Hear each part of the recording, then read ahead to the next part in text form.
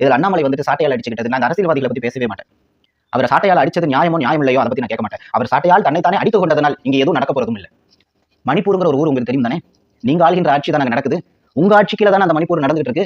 அந்த மணிப்பூர்ல ஜாதி கலவரம் மதக்கலவரம் நடந்த போது தன்னுடைய அண்ணனினுடைய நண்பன் அவளுடைய அண்ணனையும் கொண்டு விட்டு அவளையும் நிர்வாணப்படுத்தி கூட்டு பாலியல் வன்புணர்வு செய்த ஒரு மாபெரும் குற்றச்சாட்டு இந்த சமூகத்துல நிலவச்சா இல்லையா? பற்றி எரிந்ததே, மணிப்பூரே பற்றி எரிந்ததே. அப்ப அடிக்கப்படாத சாட்டை இப்ப அடிக்கப்படுதா?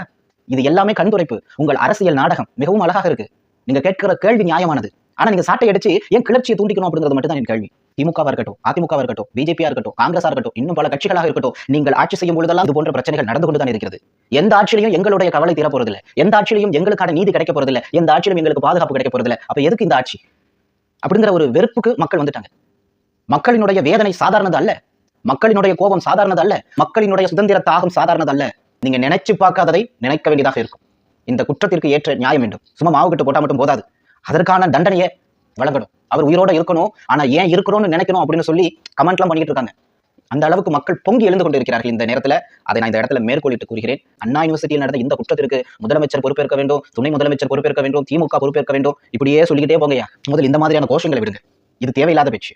ஒன்று ரெண்டு பிரச்சனைக்காக முதலமைச்சர் பதவியில் இருக்கிறவர் வெளிவரணும் அப்படின்னு நீங்க சொல்றதை ஏற்றுக்கொள்ள முடியாது. இதற்கு தக்க தண்டனை கொடுங்க அப்படின்னு கேளுங்க, அது நியாயம். போராட்டம் பண்ணுங்க, அது நியாயம்.